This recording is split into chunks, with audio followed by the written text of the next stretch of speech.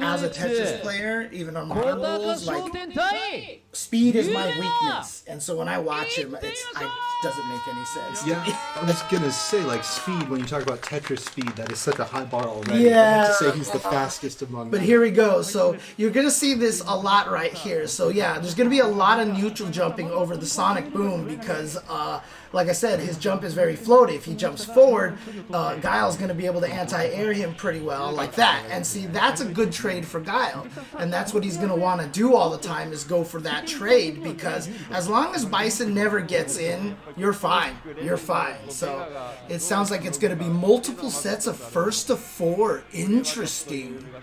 Okay. Interesting. So you can see set one, set two, set. So they're gonna do it like tennis style. It almost feels like over here. Okay, so I guess whoever wins 3 sets first is going to win. And like I said, I do believe that this matchup is in Guile's favor in this game. But again, Super Turbo is one of those games that if you're really good at this game, you will learn how to get past your bad matchups. Unless your character's just really bad, like Cammy. But see right there, even though Kotaka Shoten has a life deficit, he's going to take that trade because he just doesn't ever want to let YuuVega in. And YuuVega has a super right now. But see, not enough life to take the trade right there. And so I don't know what Kotaka Shoten tried there, but he just ate that jump kick. So this matchup it changed throughout the years. In the SF series, no. In Street Fighter, because of Street Fighter V, I will say no. It's always been in Guile's favor because of this floaty jump problem here. And, you know, Bison doesn't have really any good ways through Sonic Booms unless he builds up the meter. Oh boy, this could be it. Oh goodness. Because Bison also, if he lands... This is what Bison wants to do. He wants to get the pressure going, and he knows that if Guile ever gets away, he can't get in anymore. And so what he tried to do there was, you know what? I'm just gonna tick throw you to death. I'm just gonna tick throw you to death. But again, you know, the matchup in Street Fighter 4, terrible for Bison. Really bad matchup, but because in Street Fighter V they gave him the ability to grab fireballs and throw them back, it changed the matchup instantly. Right. And so now that match is a little more even, and some people say that Bison might even win it in Street Fighter V. But this is not the case here. Oh God! Oh, I'm surprised he didn't combo that into the super. He can do 2 crouch light kicks, Kara cancel into the super, and it'll actually confirm that way. That would have been hype if we saw that. But this is what we're going to see. Oh, no, he went in. So that's interesting. He actually went in and got thrown.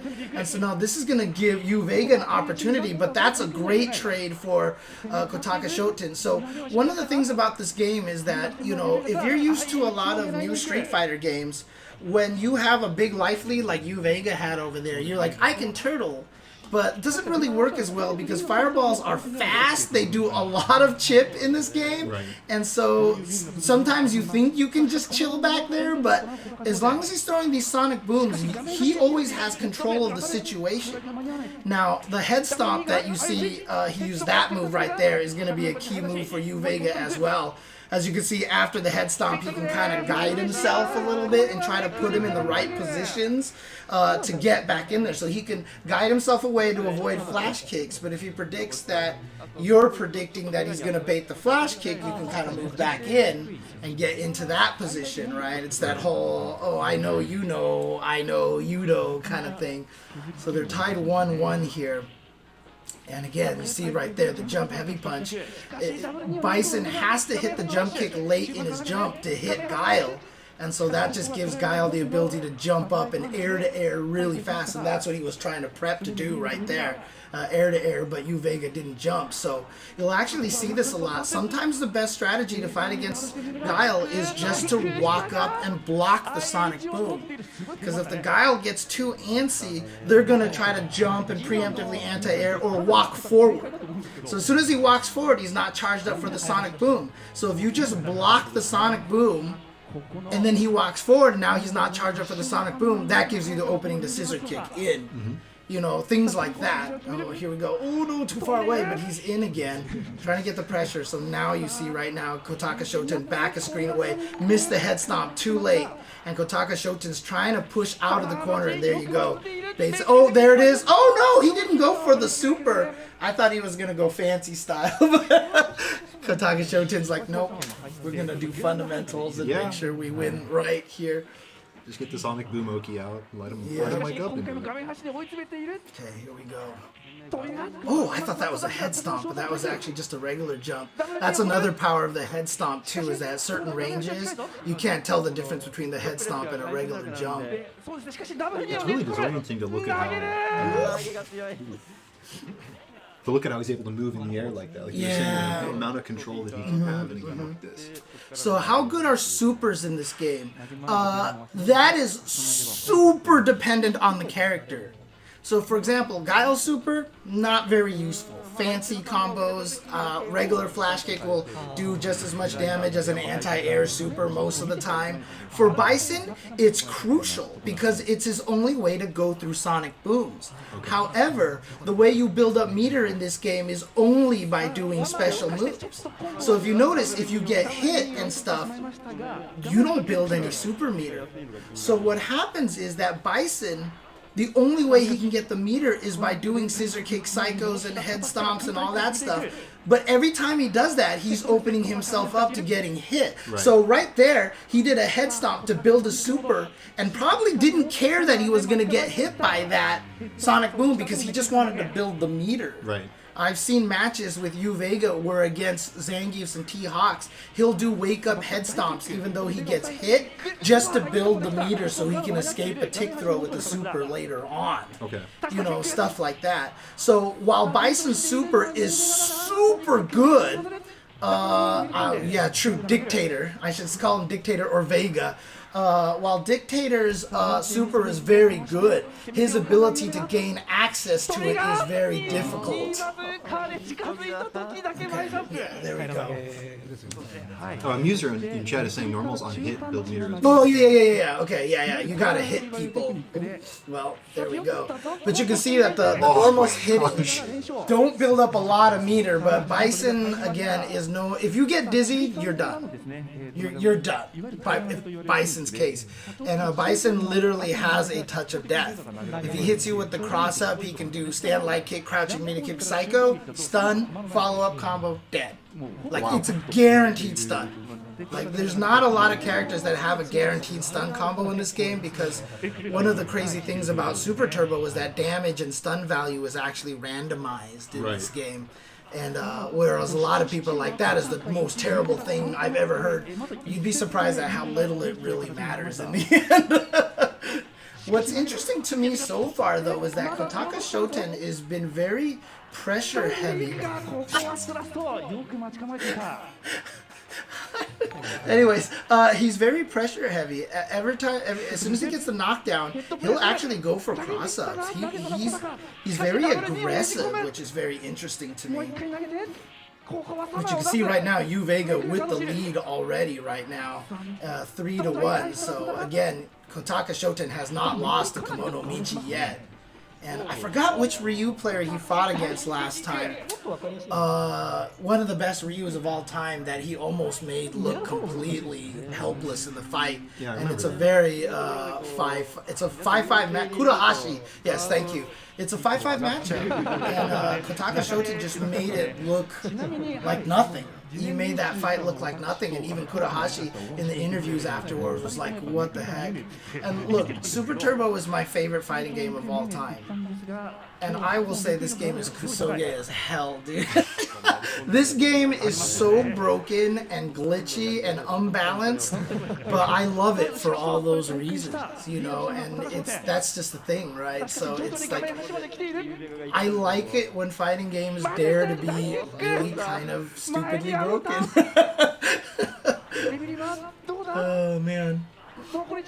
So here we go. Look at this. No time left. He's got it. Oh my goodness. So right there, that is a situation where random damage could have actually come into play. Because, so the way it works is that there is a base damage that it can do, but it can vary within that. So it's not like just completely random damage. Right. But there's a baseline damage, and then it can go kind of up and down. In that situation right there, Bison Psycho Crusher could have done enough damage just to get the double KO. Like, for sure, it could have done that way.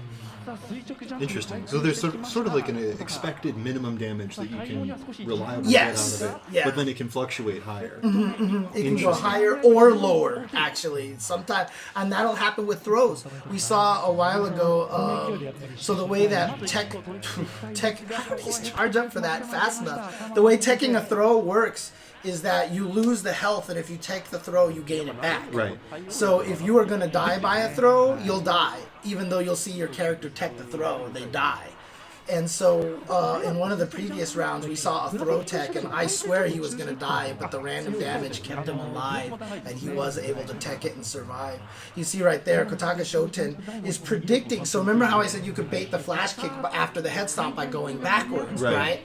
So you'll see Kotaka Shoten a couple of times throw a sonic boom instead, because he's guessing that YuuVega is going to go back, and he's trying to get him to land on the sonic boom. So there's a whole mix-up in that situation there. Oh my, did he try to do that? Was that a messed up sonic boom? Because that's forward and heavy punch. Okay. So he was crouched, and he did forward and heavy punch. If he was charged, that would have came out as a sonic boom no matter what. So if he was trying to do that on purpose, he must have been holding straight down, or just knew he didn't finish charging and was able to get that out instead of the sonic boom. If that was an accident and he meant to do a sonic boom, well, you know what? You'll take it. And you see right there how he did the jump heavy kick to beat the head stomp afterwards. But there was also in the previous round, YuuVega went behind him and the jump heavy kick missed. Right.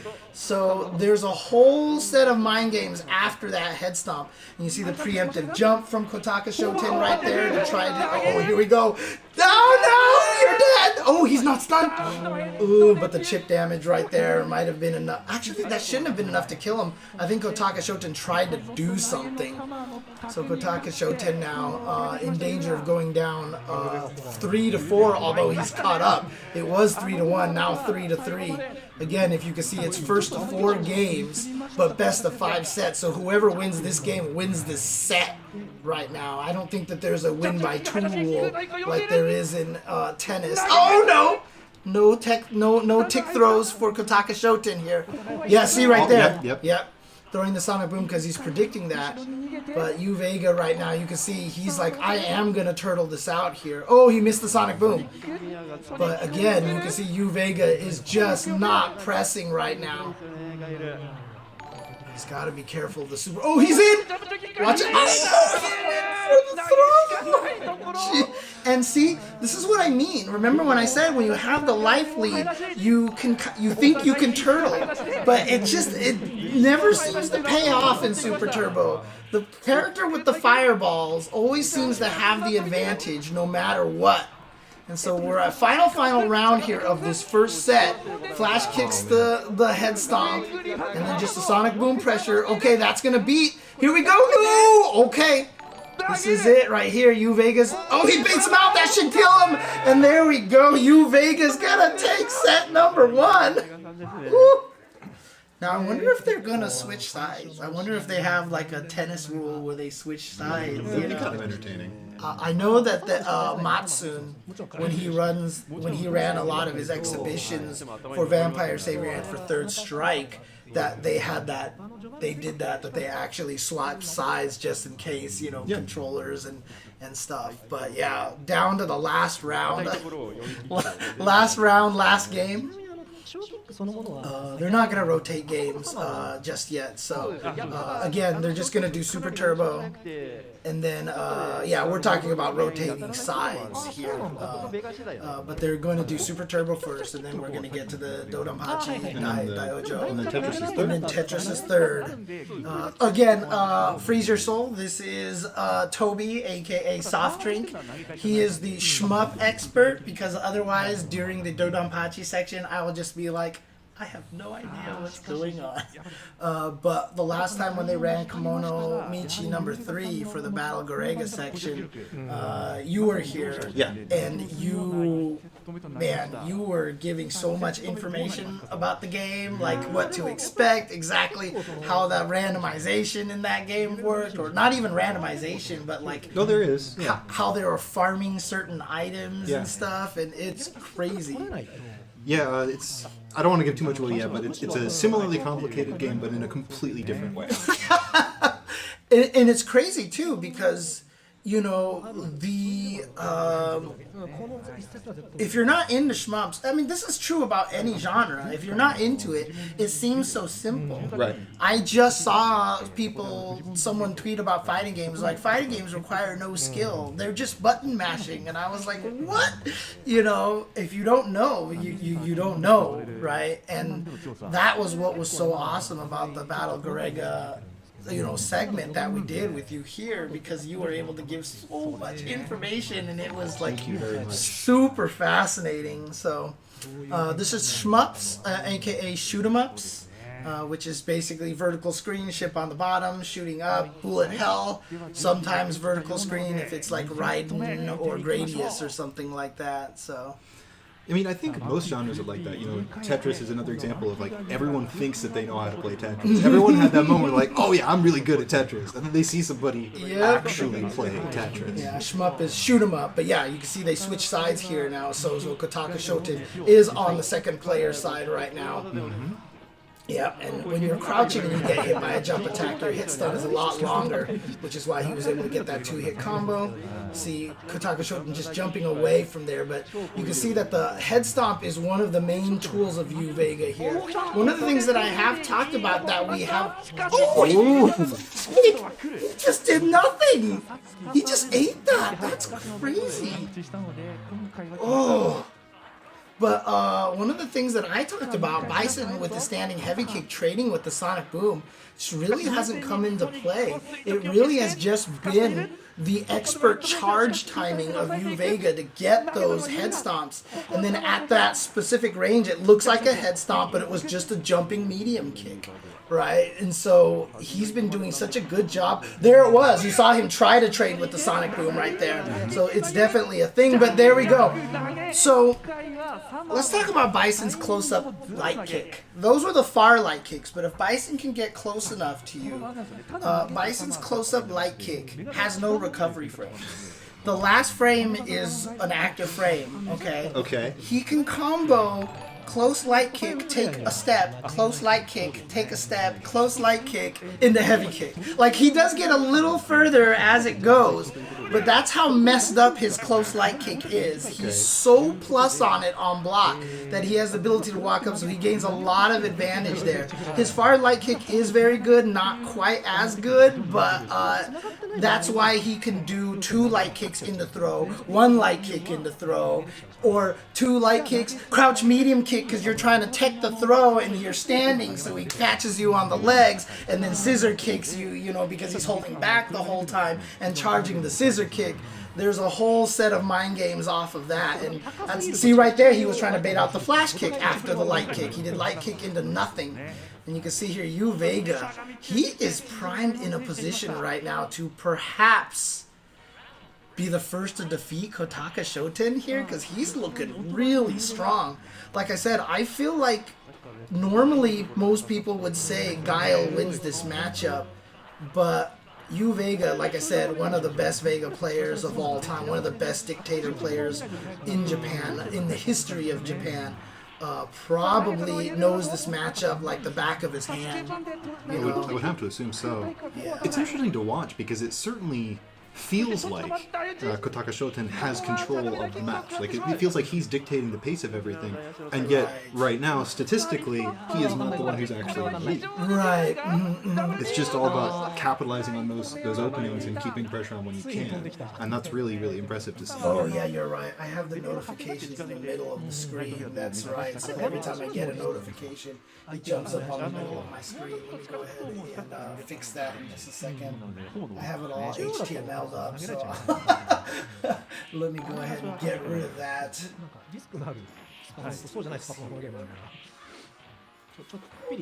Box, let's kill this. しかしめくりのガード率が本当に高い。そしてなんかごちゃったぞ。いやこれはおそらくごめんなさいとごちゃらせるってネタがあるんですけど、これちょっと知ってて今マイクを回してだと思いますね。今の用意してたマイクだと思います。計算されたごちゃり。計算されたごちゃりだと思いますね。今は私 So it should be gone. Should be gone now. There's no charge partitioning in this game. Charge partitioning. So everybody who talks about charge partitioning, it frustrates me because people will use the term charge partitioning. It only exists in Third Strike. Charge partitioning, literally, Third Strike is the only game that it exists in, but people use it in a way that, in a description that is not actually charge partitioning. That happens a lot, which is the ability to split your charge time into multiple segments and still get a charge. Only exists in Third Strike.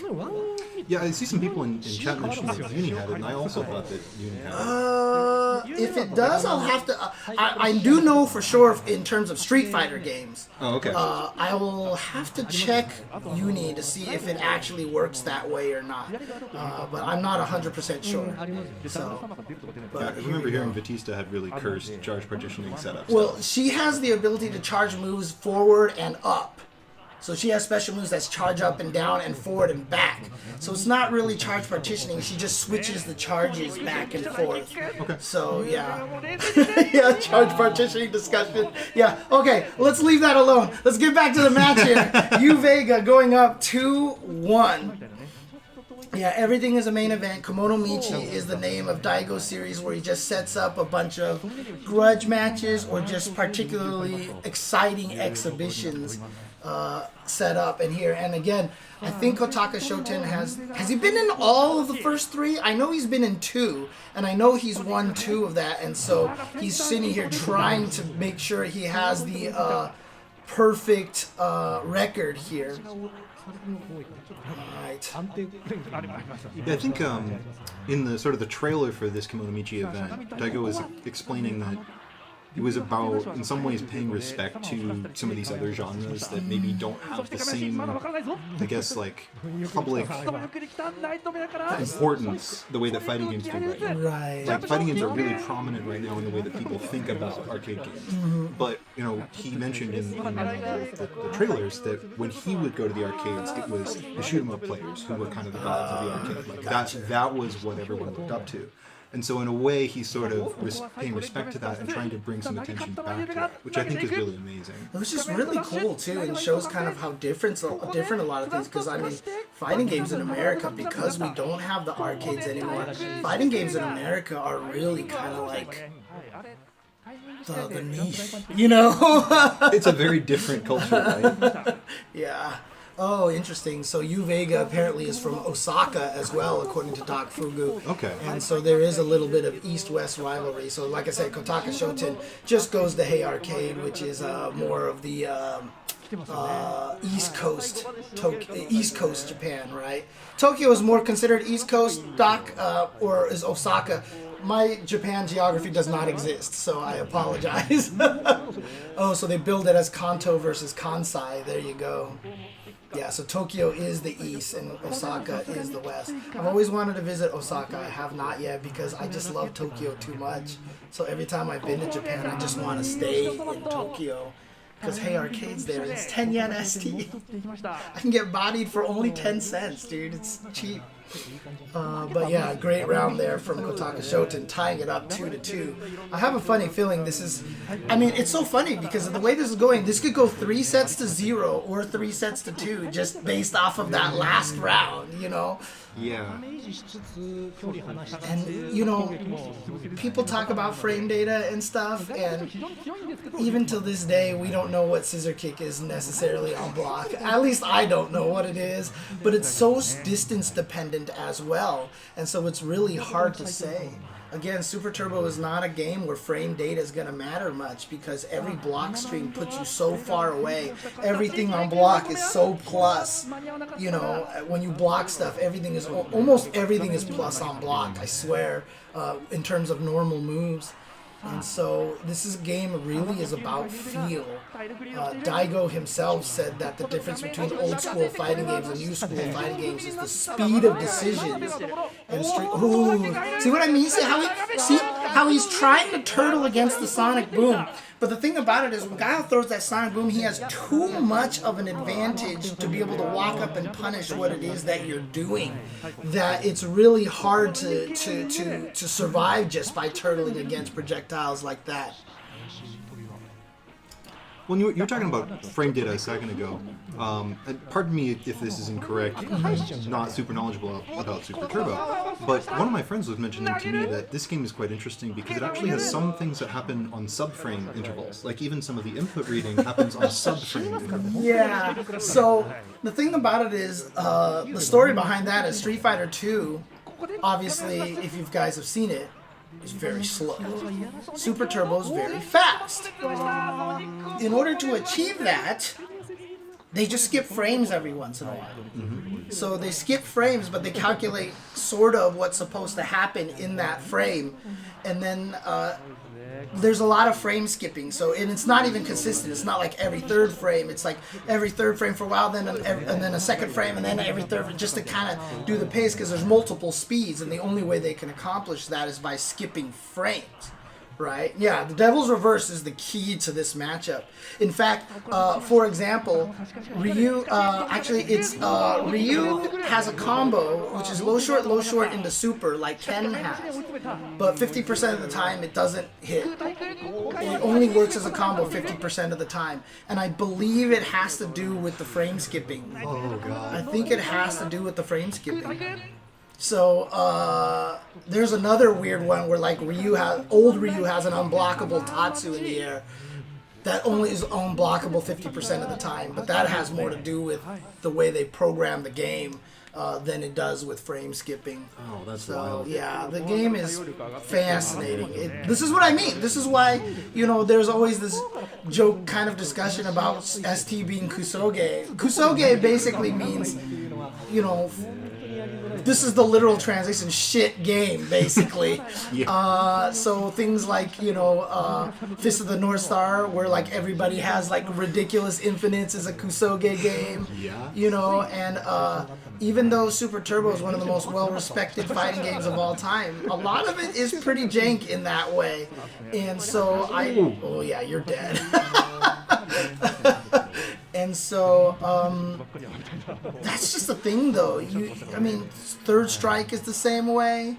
Like, we saw it as tech a long time ago. Why can I walk body float across somebody by walking past them? Only half the cast and not the other half, you know? Why does this combo hit OTG against this character but against nobody else? Like, all these games have so many bugs, but, you know, back then it was just tech. We saw it and we were like, oh, okay, that's tech. Oh no, you might have killed yourself trying to go for that tick throw. Oh yeah, he just has to respect that. And here he is, gets throw. Okay, and jumps away. I like that option there, but now you gotta watch out for the super, which is why he hasn't thrown the Sonic Boom yet. And so YuuVega there walked up there, looked like he was trying to charge up for the super, and so Kotaka Shoten was scared to throw the Sonic Boom, Right, and that's he what just has to respect that option. Right, and that's what gave him the ability just to walk up and hit standing medium kick and just catch him in the middle of trying to hit a button. What Kotaka Shoten was probably trying to do was crouching medium kick him to push him away a little bit further distance so that it would be harder to react to the Sonic Boom with the super. But yeah, I mean, I you know, as like I said, I love this game to death, and this is one of the most respected fighting games amongst fighting game players of all time. If it came out today and had $250,000 on the line, like Street Fighter V has, people would be so mad at this game. People, oh my goodness, that heavy kick! Oh my god, that heavy kick. So Bison's heavy kick is like a one-button fireball that goes like this far across the screen. And I swear it's like 5 frames. It's like 5 frames or something. It's ridiculously fast. It is one of the fastest pokes in the game, and that's what makes it so scary. But the other thing too is that it just does gobs of damage. It just does so much damage. Oh yeah, he had the flash kick charge. That was it right there. And one of the hardest things about that head stomp, you saw the head stomp just like flew way up to the sky. It has a magnetic trajectory. It tries to find where the opponent is. If they happen to be jumping, it'll go really high up. If they are crouching, sometimes it doesn't go far. It depends on if you use up, back, up, forward, or straight up. Oh, I wanted him going to the super, but I don't think he's going for the risk right now. So, again, I think this matchup, like I said, on paper, I think it's more in favor of Guile, but at this point in time, the way YuuVega's playing it, it's hard to say. Yeah. Wow. Oh, I mean, they're evened up right now, right? It was 3-4 and now 4-3. I think it's was that the 4th game that he won right there? I think so. Oh dang, okay. I thought it was 3-3 right now. Okay. So it's 4-3. So yeah, so 1 set each. So that means we get some more Super Turbo, which I'm happy about. Sure. Oh man. So they're probably gonna swap sides again here. OST man, this is just a exhibition, so it's just gonna be Guile and Dictator the entire time, basically. And again, you know, Super Turbo is one of those games that you've played for so long that you just, like, yes, matchups are real. For sure, I still think there are 9-1 matchups in Super Turbo. Like, I think Honda Kami is 9-1 in favor of Honda. I think Kami T-Hawk is 9-1 in favor of Kami. Like, there's just some matches that suck. But here's the thing, right?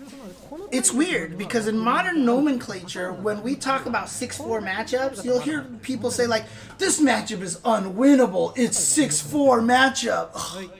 Like, back in Super Turbo days, when we said 6-4, that meant the match is pretty even. You know, this guy has a slight advantage.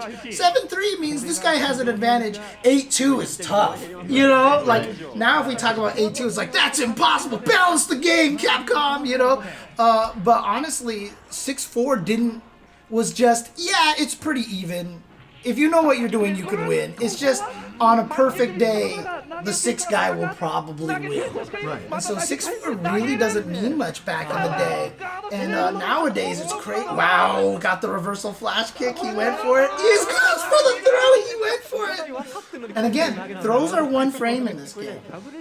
Right? That's it. They're 1 frame. Oh boy. And so it's, I always called it, like, in these old games, it's a Jeopardy buzzer situation. If you both know the answer, it's whoever clicks the button. You know, when it's time to answer a question in Jeopardy, you're locked out of the buzzer until a certain time, and so you can't click it too early. That's the way Jeopardy works. Think of that as the block stun. The block stun is locking you out, and then as soon as it's done, that's when you can click the button. And in Super Turbo, whoever hits it first is just gonna win, and that's why you see these throw situations all the time. In this game, it sets up that way. Throws are super powerful in this game. Oh, nice! So he stood up when the head stomp started. So it was aiming for Guile's head, and he crouched at the last second and made the head stomp whiff, and then he ran to the other side and threw him. Yeah. So that was really nicely done. So Kotaka Shoten with the lead officially now. Yeah, people have stored supers in this game. That is definitely something that happens in this game as well. But we're not going to see that in this situation here. None of these characters have it. And that's why you see Kotaka Shoten go for that cross-up a lot of the times. Is, you know, sometimes it can be ambiguous. It's hard to make him ambiguous. Making cross-ups ambiguous is more difficult in Super Turbo than it is in a lot of modern fighting games. It's usually pretty obvious. In fact, the character who has the most ambiguous cross-up is Bison. But again, he's a character... Oh, see, there it goes. You're dead. You're dead. Don't get hit. Don't get hit. And Bison has one of the most ambiguous cross-ups because his jumping medium kick and his jumping heavy kick can both cross up, but they cross up at different timing. So a heavy kick will cross up earlier than the medium kick. So if you think he's going to cross up, he'll do heavy kick and you'll walk forward into the heavy kick. But if you think he's going to do the heavy kick and you hold back, then he can do the medium kick and he makes it behind you and he actually crosses you up. It's because he has the two different buttons. But again, his jump is very floaty, and so he has to find the perfect opportunities to get those cross-ups, which is not particularly easy.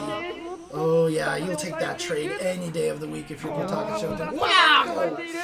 I can't believe he actually got that out in time. Okay, I will also say too that the other time cross-ups are as ambiguous as hell is if you are playing Cammy. Cammy actually has a improperly designed how far back she is compared to every other character in the game. Oh, really? A distance that would be a cross-up against every character in the game will still hit in the front against Cammy. And so her timing in which she warps back at which side to block is different from every character and makes it so that everybody can ambiguously cross up her. Wow. Which is one of the reasons why she's bad. Right. Yeah. Sorry, I'm using the heavy kick, light punch nomenclature because I've learned to condition myself for Street Fighter V. I'll try to make sure I go back to the true names of Roundhouse and Fierce and Strong. Let's go. There you go, yeah, so, oops, yeah, it's going to land on that sonic boom. Goes for the cross-up, short, doesn't quite get it. Yeah, that knee move right there is done by holding back and hitting light kick. So that's what allows him to move forward and stay charged. Super Turbo Guile is one of the most carefully designed fighting game characters of all time because between a standing heavy kick, standing roundhouse, which moves him forward a small distance, standing light kick moves him forward a far distance, but then standing forward, which is medium kick, moves him back a short distance. So between those three buttons, you can charge it for the sonic boom, but control your spacing from your opponent. Oh my god, Kotaka Shoten is about to try to go up 3-0. Oh, that head stomp just didn't hit at all. And somehow Kotaka Shoten knew that at that range, he could heavy kick it. Like, I thought he would have moved far enough forward and the heavy kick, the roundhouse would have stuck out a hurt box. Oh, he just did the devil's reverse. He didn't even do the head stomp. Yeah, so if you play Street Fighter V, they're the same move. You can do a head stomp, but then you hit the button and then he'll turn into the devil's reverse. In this game, you have to choose it. The devil's reverse is with punch. The head stomp is with kick. And that's where you get a lot of the different motions as well from. That's why sometimes you can see him head stomp and then just flip away. Sometimes you see him do the head stomp and then after it blocks, he can guide himself. Dude, everything, wow, Kotaka Shoten, yeah, with the download here, and then gets the proper throw timing here. He's about to win this set 4-0. Yeah, that turned around real fast.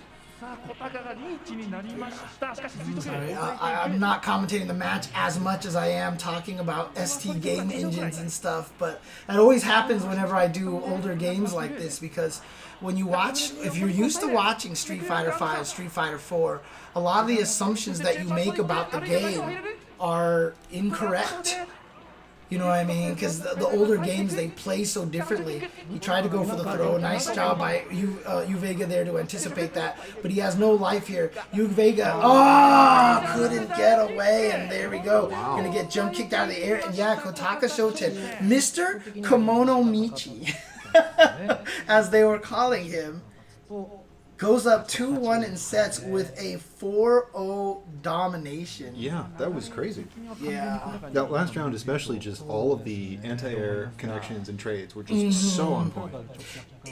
And this is where, you know, in all those situations, after you block a head stomp, like I said, the mind games are fast, right? I can flip away to bait out a flash kick, so then I can try to meet you with the sonic boom. But if I predict the sonic boom, I can come back around and attack and hit you and be plus after the, you know, the punch follow-up of the head stomp. Or I can just not hit you, land right here. But the nice thing about it is I can move forward and then at the last second start charging back, so I'm charged a little bit earlier, closer to you, or be in range for the heavy kick to trade.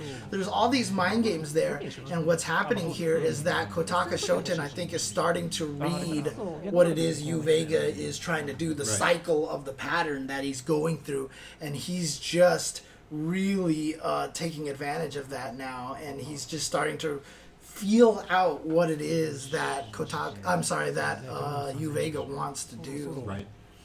Yeah. That's wild. Oh yeah, no problem. Sorry. No problem. All right. Again, thank you guys for tuning in here. Hope you guys are enjoying this. Oh, thank you, Tetsuya. I love it. I love it. Yeah, I can't explain Dodonpachi though, Tetsuya. That's why Softdrink is here. So, but I can definitely do 2-5 in Tetris for sure.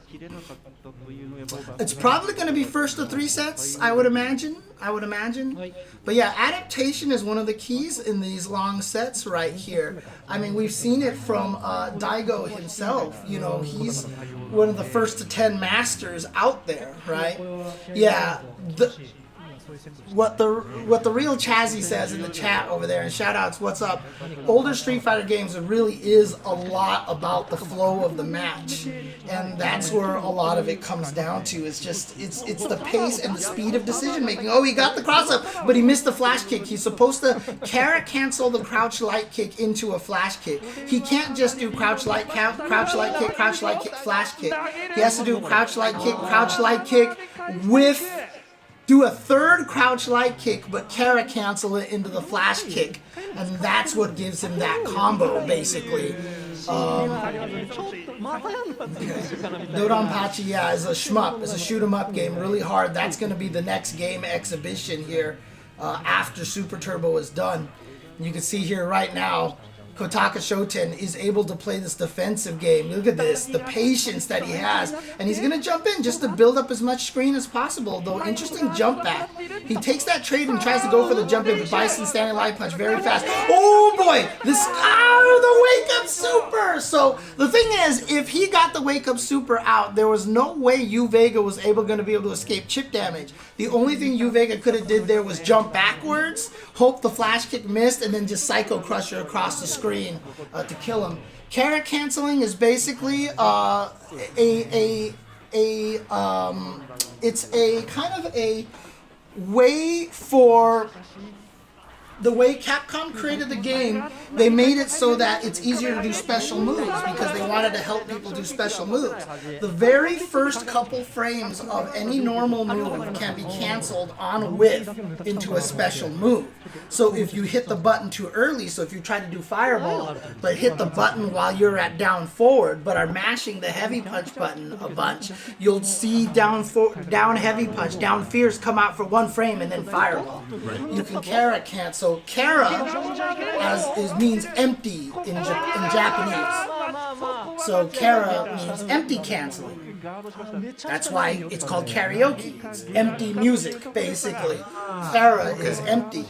And so what happens then with Guile is that you do crouching light kick, and then you do a flash kick and you plink the buttons, and what happens is you chain the second crouching light kick into a standing light kick, but you cancel that standing light kick into the flash kick because crouching light kick is not a normally bufferable button. You actually can't cancel crouching light kick. So in order to do that combo that you see Kotaka Shoten do, he does crouching light kick, flash kick, that's a carry cancel trick right there that he's doing to get that. That's how Ken does short super. Oh! He tried to flash kick and he was just too late. But that's how Ken does crouching light kick into super. Normally, if you chain crouching light kick into itself, chained buttons cannot be canceled into special moves anymore in these older games. Now, with Ken, you do crouching light kick, carry cancel stand light kick into super. And his super is fast enough that it connects. A lot of other characters can do it too, but their supers are usually too slow to actually connect. Oh no! He's just not blocking the cross-ups. That is not good. Karate means empty hand, as in weaponless combat. I did not know that, but thank you, Shaikidao. I will use that as examples in the future, for sure. But that's basically what a carry cancel is. You can tech throws, except for holds. You cannot tech holds, however, neither of these characters have a hold. So there's nothing you can do about that. But we don't have to worry about that in this particular matchup. And again, you see right now, Kotaka Shoten has been playing much more defensively because I think what he's done, he's shut down YuuVega's head stomp jumping game really well, that YuuVega's not jumping as much anymore. So now Kotaka Shoten is just staying very grounded, not throwing a lot of sonic booms, and playing the standard Guile turtle style here. So here we go. Sonic boom. Just patience here. You want the first hit to whiff on that crouching heavy kick. There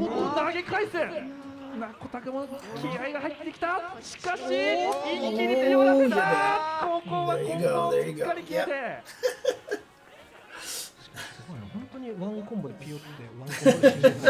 Karaoke, empty knockdown. I like that, Doc Fugu. That's really good. Oh man. Yeah, I mean, it is close except for that set 3 right there. I mean, I don't want to be biased. I really do hope YuuVega can win. Whiff punishes the crouching medium kick with the slide. That is not easy. Bison slide has some decent startup there. Like, you can whiff punish it easily with stuff like Zangief, Ryu, and Ken sweep because those moves are so fast. But Bison has a little bit of startup on that. That is some anticipation. Yeah, see, that's why you want the first kick to whiff. Because if he blocks the first one, he can just scissor kick the second one for free. Here we go.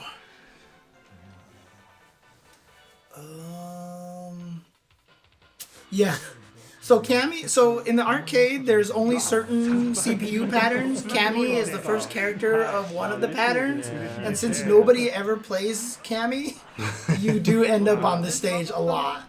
Wow, he went for the cross-up. So he's not even really concerned about keeping the corner. He'd rather go for the cross-up mix-up than than try to keep the corner position. It's really interesting. Okay, here we go. Kotaka Shoten here. Now with this lockdown situation. Tries to catch him with the empty jump and the crouching medium kick, but slow. Oh, that was such a good punish. He's going to super no. He's not going to do it. What did he try? What did he try? He just stood there. He must have tried to throw or do something, but he hit it too early. And so there's no button buffering in older games like this. Nice, hiding his charge time with the standing heavy kicks, so he was able to whiff punish that crouching medium kick. And it's not even a whiff punish.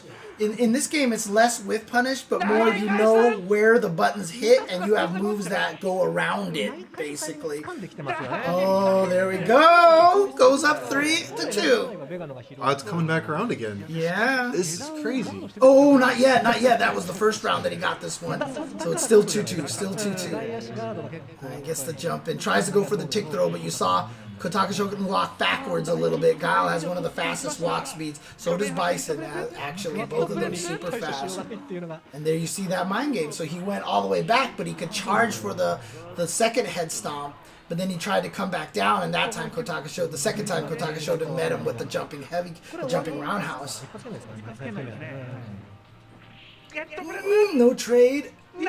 Gets the throw.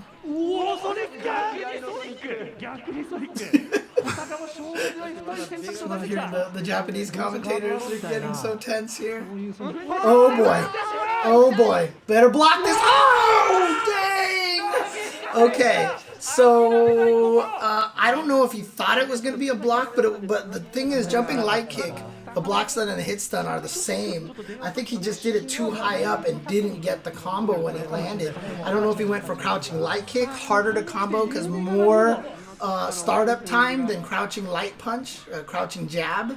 So crouching short has more startup, so I don't know if he went for the crouching short and then just got thrown. Okay, here we go. Throws him into the corner now. Time for Kotaka Shoten to go for the pressure. Yeah, not going to let him get away with a devil's reverse in the corner there. Oh, but he's going to get out with the Psycho Crusher. Not sure if that's what he was planning, but it worked out great. So he's out of the corner at least. There it is. He baits it out, but you can see if you bait it out like that, it's sometimes hard to do something with that. What? It's like an air cross-up. Oh, he got him with the super. Oh, he jumped too early. He knew it, so he jumped away with the medium punch because he knew he was going to get thrown. Baits out the flash kick, but too far away to be able to punish that. He has the lead. Oh, he's so scared of the Sonic Boom. So what happened there is after he landed from the jump, a lot of guys like the crouching medium kick right there and make you land in the crouching medium kick. So Kotaka Shoten was anticipating that that's what YuuVega would be scared of. So instead of crouching medium kick, he was going to run up and throw. YuuVega was like, you're going to run up and throw, right. So I'm mashing. Right. I'm hitting a crouching medium kick. And so he caught Kotaka Shoten walking forward. And again, I mean, buttons in Super Turbo come out so fast. Like compared to modern fighting games, you have moves that are like, this move is 9-frame startup. Like if you have a 9-frame startup move in Super Turbo, you just don't use that button. Oh, he's out of there. And that's one of the most important things of that super is that it is an escape. It's an escape.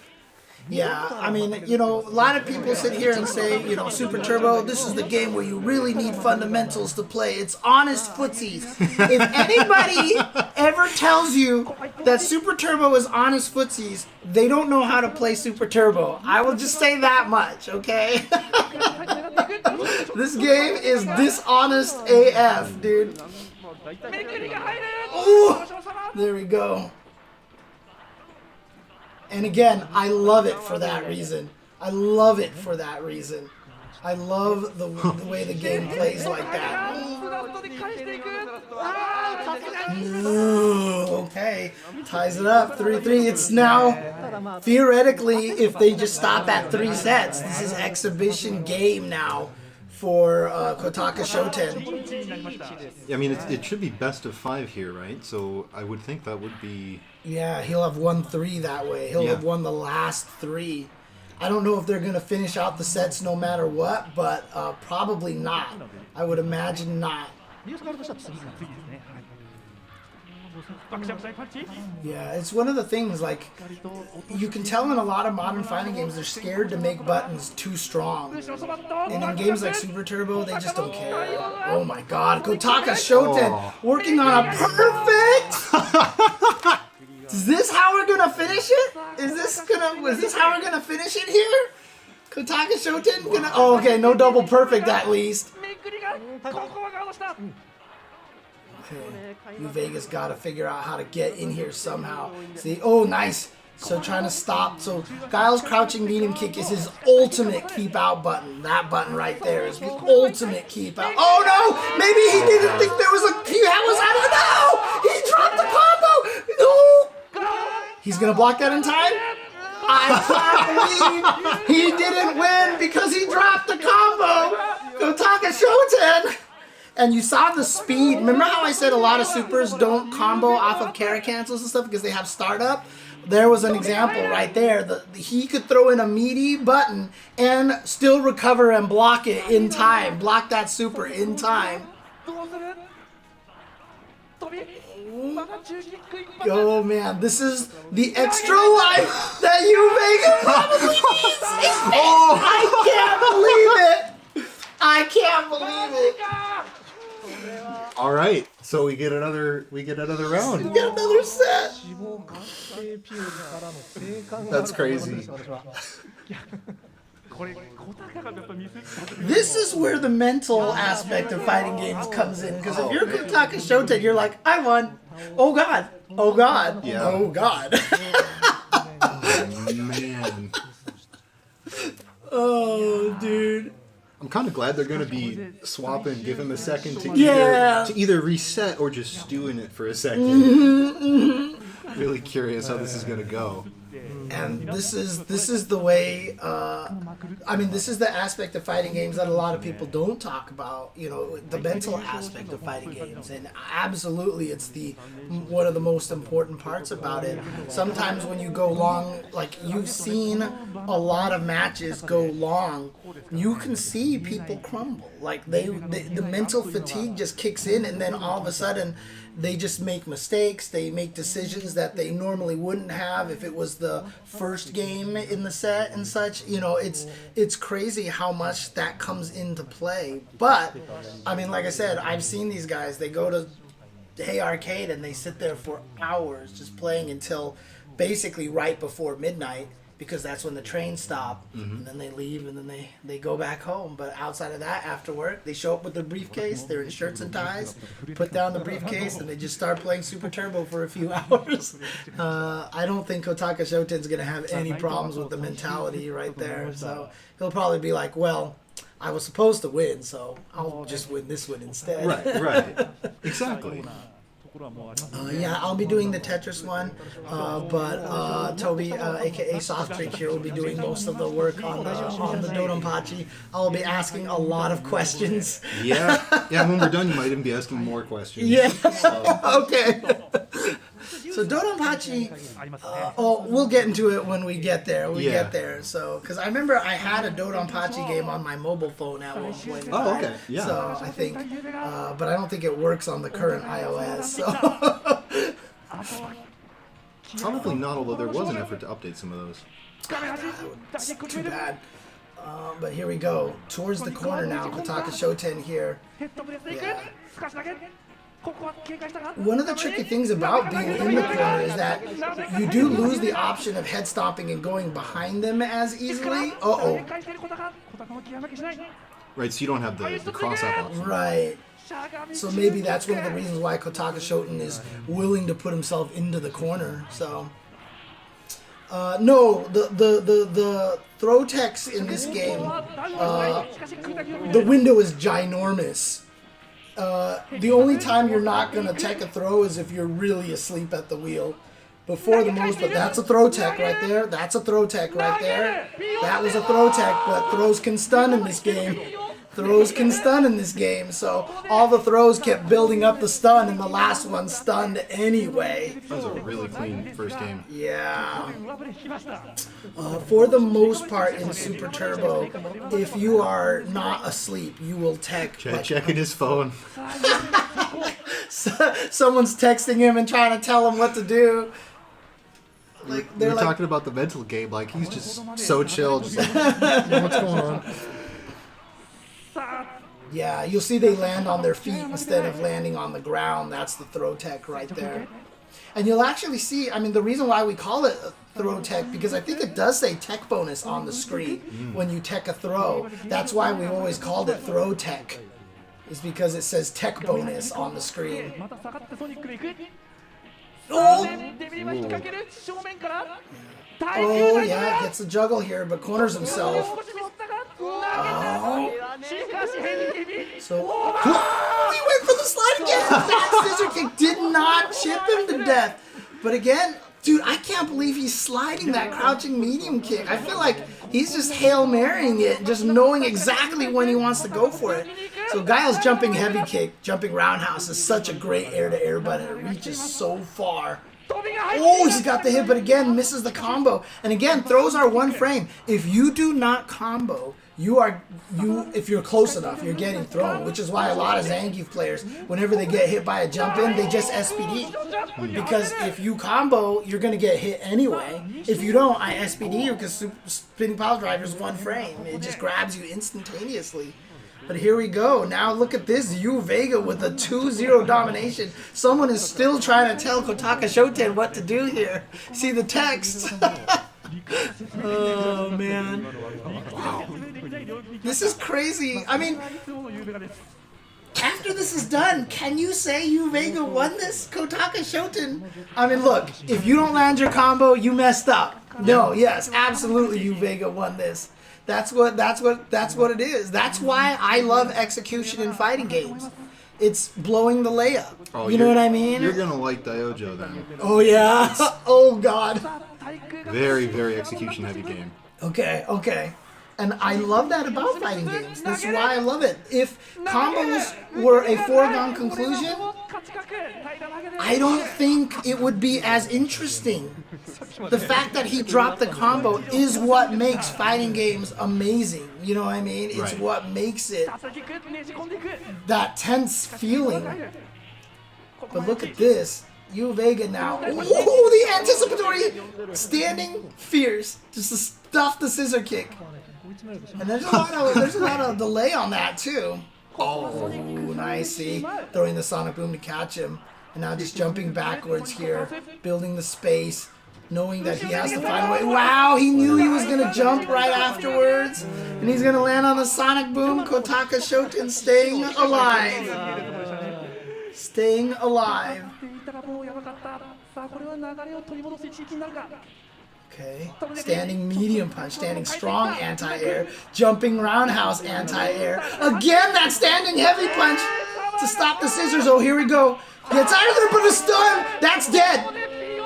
That's dead. I told you, you cannot live. If you are stunned against Bison, you are dead. Like, guaranteed.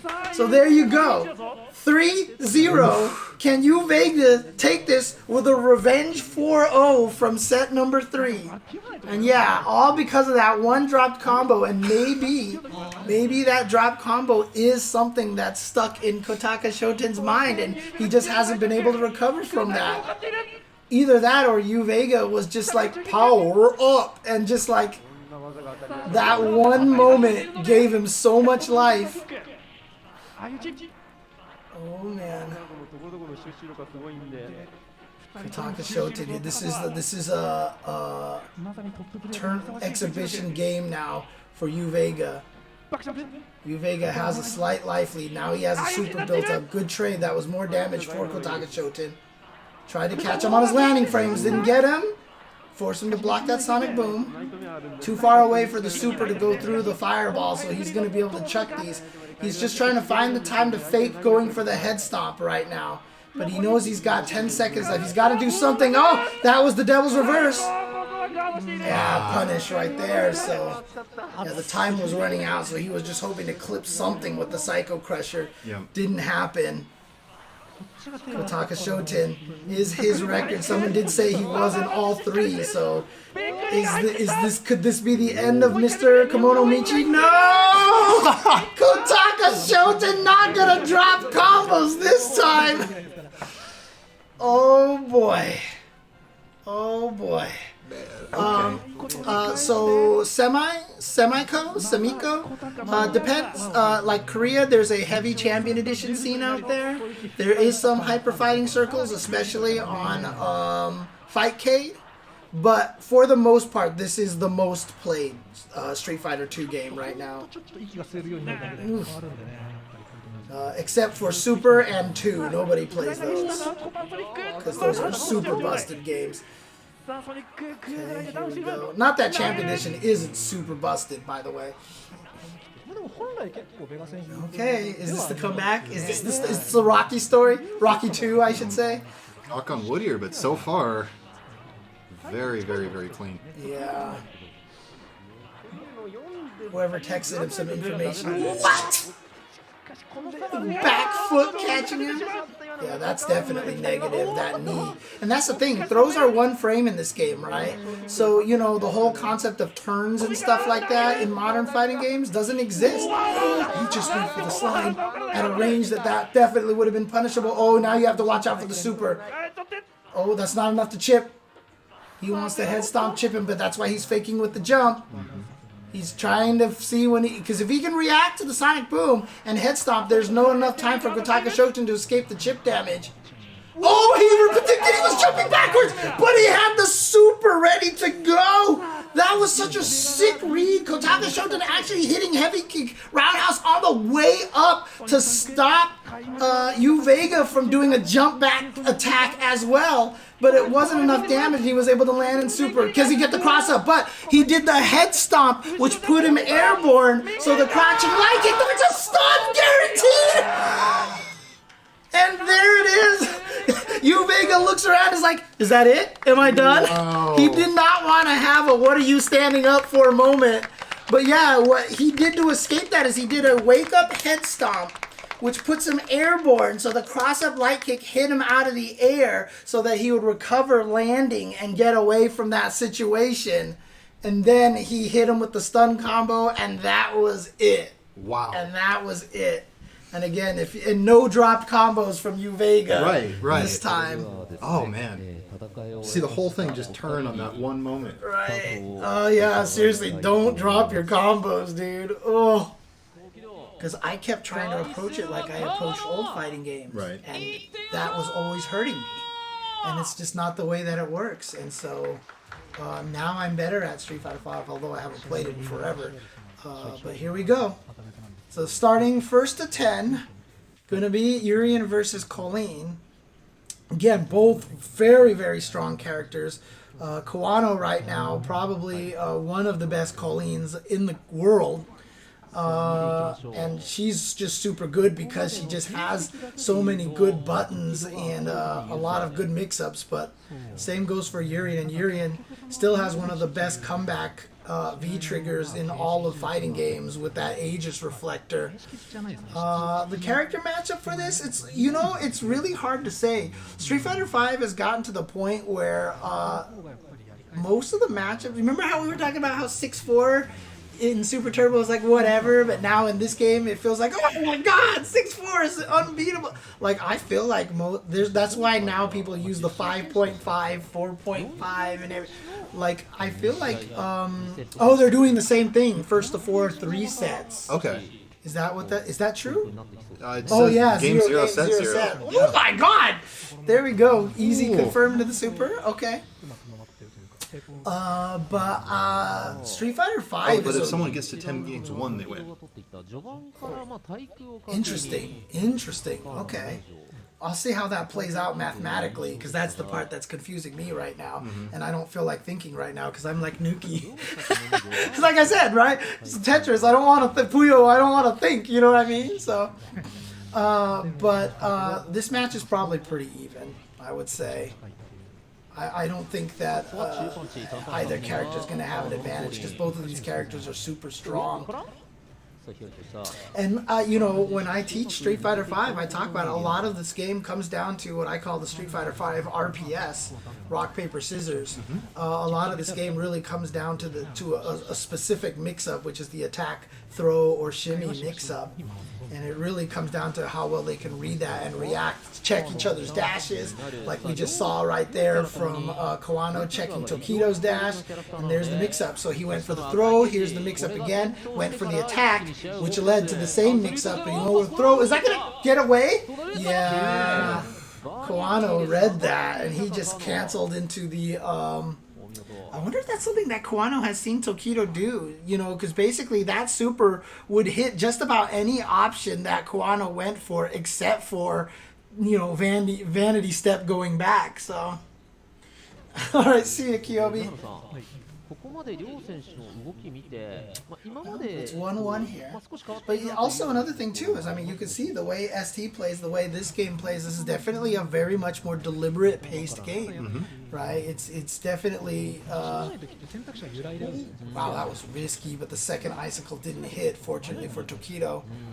Well, it's interesting you bring that up because, like, for many years, I found Street Fighter V to be incredibly boring to watch. And then, relatively recently, within the last 3 or 4 years, I've started getting more interested in fighting games myself. And I'm by no means a competitive player or even a particularly good player at the games that I play. I'm mostly interested in just playing with my friends.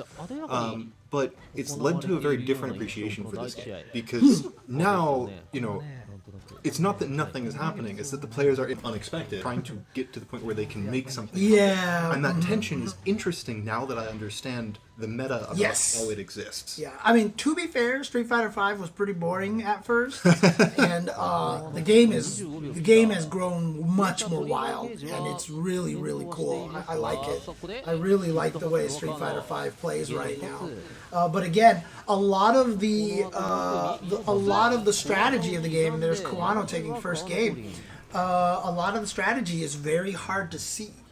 Right, I've often said, this is my opinion on it, but I do think that Street Fighter V suffers from a poor presentation. Tekken used to have this problem. I couldn't watch Tekken because it was so boring.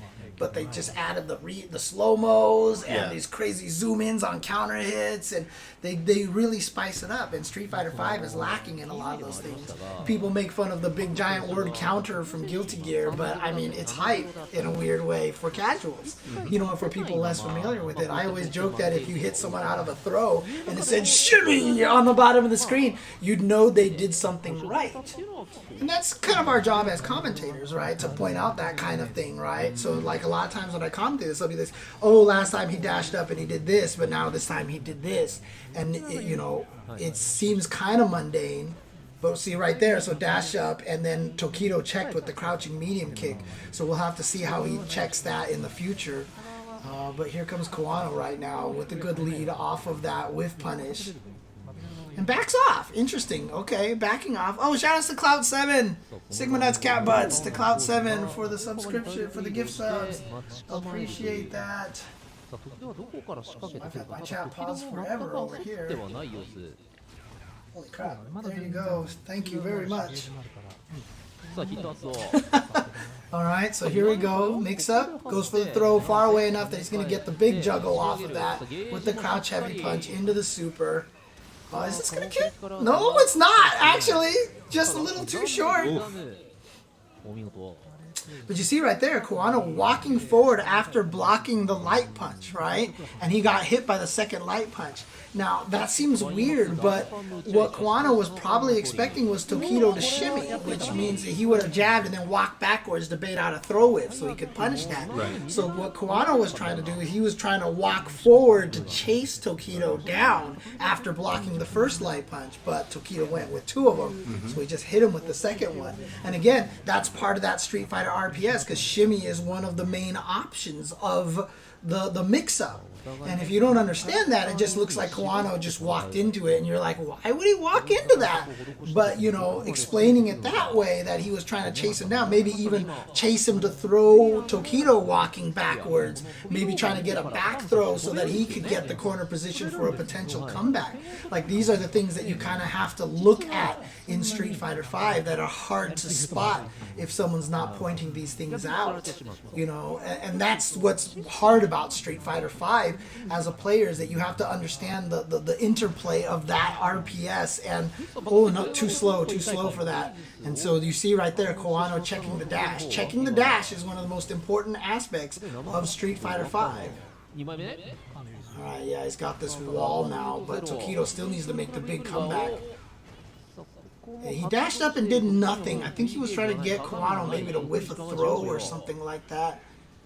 But Tokido's in a troubled situation right now because 10 seconds left, no meter. Yeah, Kawano could basically just kind of just chill now. He just block and he wins because Tokido's just going to throw him. And yeah, so Tokido's building meter. Tokido's just building meter there. Oh, right, because meter is preserved. Right. Yes. Unlike the combos when you get to after you beat the stage in Dodonpachi.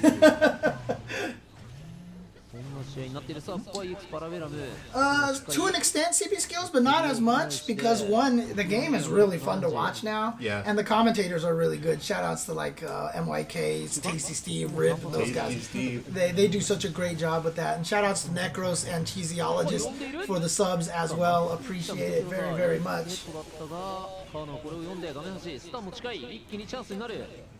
Right. See how Tokido responds. Yep, try to bait something out from Tokido again. Again, cancel into the back dash. I mean, Tokido's super, so I'm not sure what Kawano's trying to bait out this time. Kawano's trying to... So best of... First of 4 games, best of 3 sets. Okay. Ooh, yeah, and of course, when all else fails, a 7-frame shoulder charge is always nice to throw out, so... Yeah, I mean, it's the reason why I stopped playing Tekken Cube 13, because the game is hard. Oh, it's so hard. Yeah, I just went to Soul Calibur instead because that game was a little easier to learn and super fun. So, okay, so there we go, yeah. And see, there you see Kawano right there, smart stuff, dashing forward to block the fireball and being able to punish it because it's minus enough that he could punish it. Tokido with the preemptive check on the forward dash. Good whiff punish. But yeah, Street Fighter V is largely about this neutral game here, and it's really about dashing forward or jumping. And then, see, checking the dash. It's such an important factor of this game. And then using your character's tools to get the knockdown and set up that Street Fighter RPS, which is so crucial to the game. Now, again, thanks to EX uppercuts, EX headbutts, V-shift, etc., and just character individualities, it's not as straightforward of an RPS as I make it sound, but it's always going to be... See, the shimmy right there. So that was one of the options that Kawano decided to go with. It's still always going to be the basis, and now he goes for the throw option. So because he... we've seen what drop combos do. And Tokido tried to go for his own shimmy right there. And Kawano, because he got hit by the light punch, I think got scared into blocking. And so he didn't react with the counter throw. And it's where a lot of the players, why players like Tokido actually say they really love Street Fighter V now. There was the meme that, you know, these players are only playing it because money or whatever like that, but they really enjoy the game because now a lot of this game does come down to reading your opponents. And so when you win, you really feel like you outthought your opponent, you know, because you just know what they're going to do the whole entire time. Alright. So back to this neutral here. And again, we're seeing a lot of this neutral here where they're not pressing a lot of buttons also because these two characters are particularly kind of neutral heavy at this point because they both have really, really good buttons. That was a beautiful whiff punish, but I think he wasn't confident with it, so he wasn't sure to cancel it into anything. Shoutouts for the hype train on the subs over there. Thank you guys very much. There we go. Oh, beautiful whiff punish. Here we go. Perfect distance to get that to miss. Gets the knockdown. Safe jump setup. Into the throw. Now what's he going to go for the shimmy? No, he checks the dash. But Tokido went for too many light punches. So he wasn't able to confirm off of that. But Tokido is still sitting on the Aegis Reflector. And so the reason why he went for that is because Kawano, he was hoping Kawano was scared of the Aegis Reflector. Because the Aegis Reflector is the ultimate comeback V-trigger. And so basically he walked up to him and was like, you're scared of getting hit, so I'm going to get you with the throw instead. But Kawano actually walked backwards half a step outside of the range, saw Tokido whiff the throw and was able to get the punish. So now it's 2-1 Kawano versus Tokido. First of 4 and the 3 sets of that. So they got to win 2 sets of a first of 4. So I hope that answers your question, Dopa.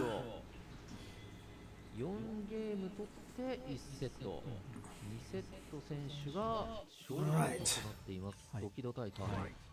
So that's 2 games to 1 right now. Yeah, see, Colleen just has really good buttons, and then just the ability to just go into that Parabellum and get that chip damage and kind of apply that pressure is just a nice thing that she has for it to be safe at that range. And again, Urien has really good buttons like the standing heavy punch, the standing medium kick, and stuff like that.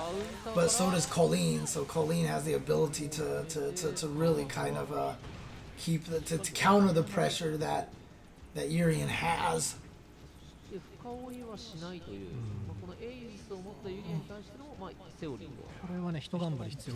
Yeah, right now, honestly, it feels like Tokido's having a little bit trouble in the neutral. Seems like he's having trouble winning the neutral right now. He's poking away, but Kawano's not taking any damage. Kawano's just blocking everything. He's just being really, really patient and careful. And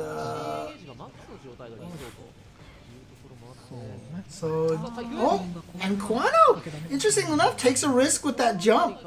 But I think it's because Tokido's been throwing a lot of fireballs, so that's why you see Tokido crouching. He's mimicking the fireball.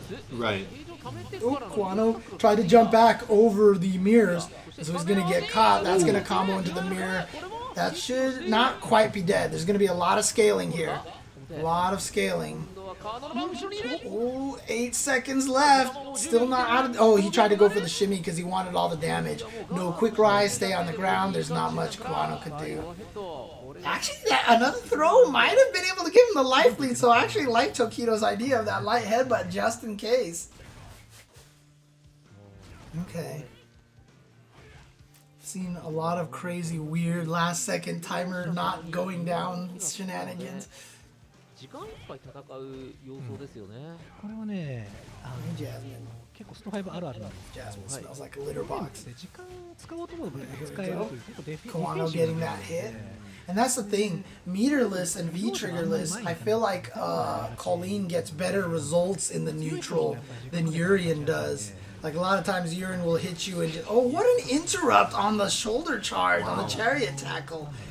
But again, like a lot of the times I feel like Tokido gets hits. See, it's individual hit, but a lot of times Kawano gets the hit, goes into the parabellum. That was a good confirm though. Okay, here we go. Tokido now tying it up 2-2. Okay. I'm going to be going for a long haul here in this one. Yeah, I see that screen tearing. Is it my side or is it their stream here? I'm not even sure. I see the screen tearing, but I'm not sure who's causing that here. Streaming is a blow up, man. It's like 7 places where that could be happening. Yep. I had the most horrific rabbit hole trying to figure out a capture problem the other day. Ugh, God. It's that like audio, dude. Audio is the worst. Alright, so you see Tokido there, after blocking that string from Kawano, actually walked forward with the button into Fireball again, reading that Kawano was going to try to go for the shimmy. Oh, no confirm off of that counter hit. No single hit confirm. Hard to do, obviously. It requires a lot of reaction timing. Oh, tearing's on the Japanese stream too? Okay, there you go. Well, I mean, this is the Japanese stream that we're watching. So that's true. So if it's happening there, then it's definitely on their stream. Okay. Right.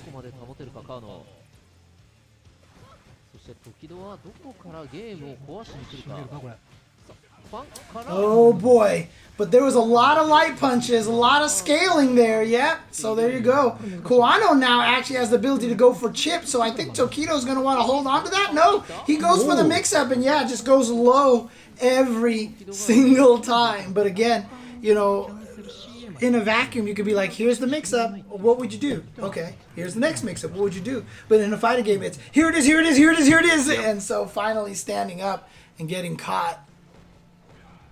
Okay. Well, part of it is about knowing what options the opponent has. Like, if you know that he can only do a low, then you only block low. Right. But if he's able to do, you know, a throw or an overhead or, you know, shimmy out of the way to bait something that you might do in return, suddenly there's a mind game on everything. Right. Even if, you know, the other player's just down, down, down. Nice. Oh, okay. Tokido tried to do something on wake up, got hit by the meaty. But here we go. Mix-up time. Goes for the throw option. Goes for the attack option that time of the RPS. So he's gone for throw and attack in back-to-back situations. Now, yeah, he's just trying to win the meaty a little too far away from Tokido's dash to get the throw. Oh, God, his whiff punish has been remarkable. But also, that's a power that Colleen just has. That standing light kick is bufferable. And that not a lot of characters in Street Fighter V have a bufferable standing light kick like that.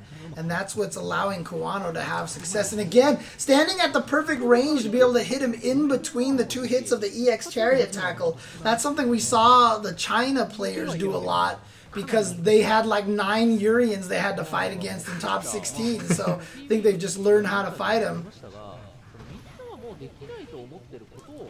Oh, again, too far. Yeah, Tokido's dashing up has not been particularly successful. What the hell? Tokido threw a heavy kick, which we haven't seen him ever do, and then Kawano whiff punished it. Oh my God. Oh, man. Yeah, exactly. I mean, some people in the chat, you know, talking about Street Fighter, you know, as not particularly being exciting. And again, this is what I mean. It's like there's a lot happening here, but the game doesn't do a good job showing it to you, right? And that's the thing. That's the hardest thing about it. Well, so much of what's happening here is mental, right? It's the players are trying to figure out what the other person's going to do. Oh, shout outs to Brazil. Brazil, I see in the chat.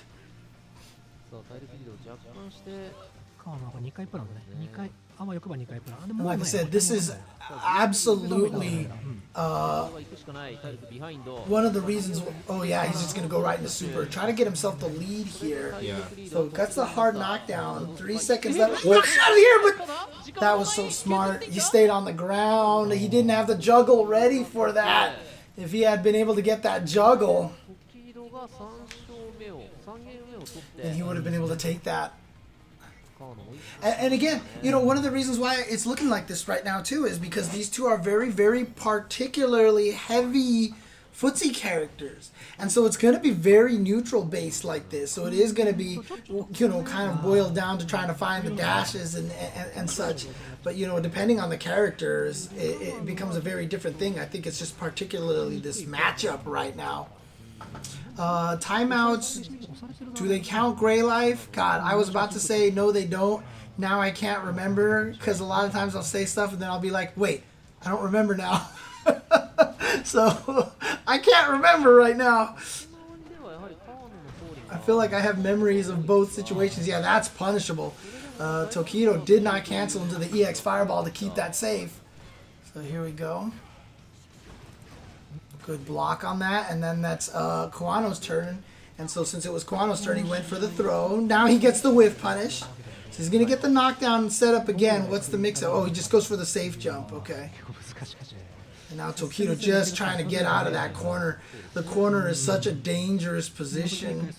Like in games like Super Turbo, sometimes some characters want to be in the corner. It's actually an advantage. In fact, it was so much to the point that, you know, early on people would actually get mad at you if you just hid in the corner all day. They were like, "Why you come out of there, you turtle?" You know, nowadays you go into the corner and like you're dead.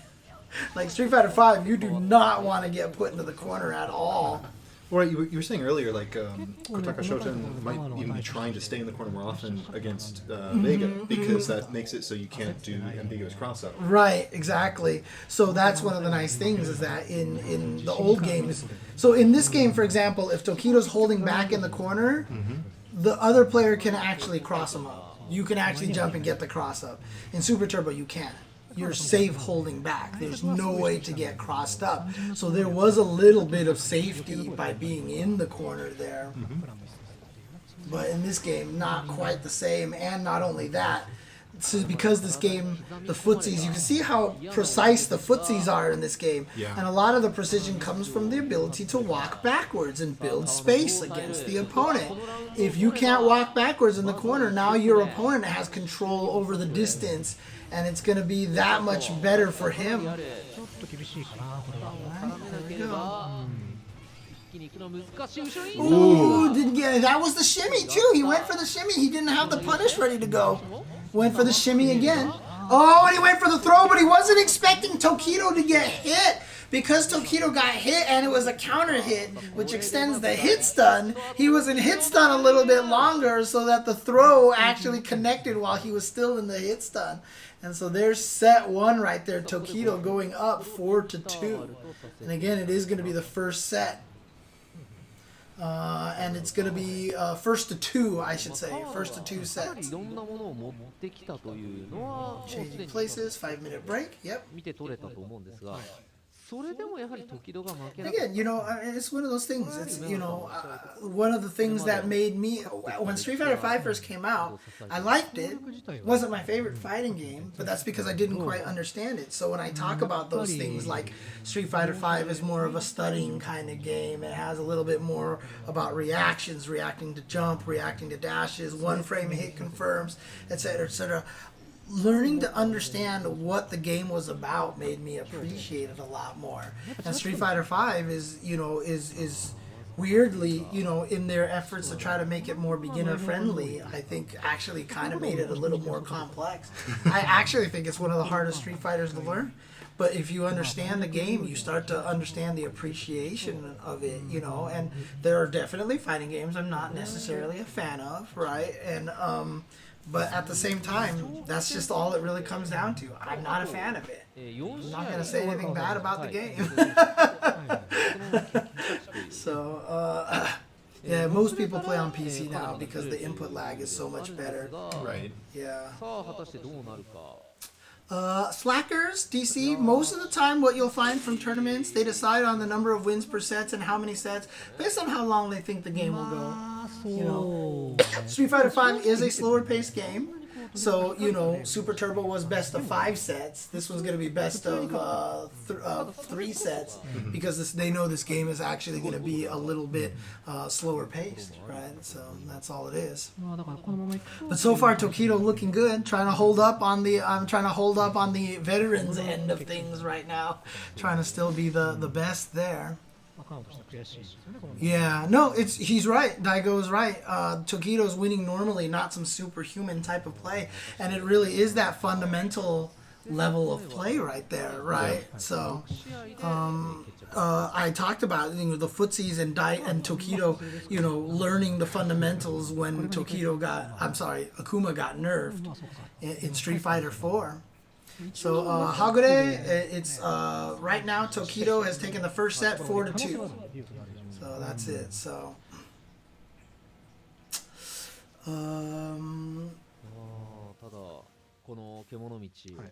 yeah.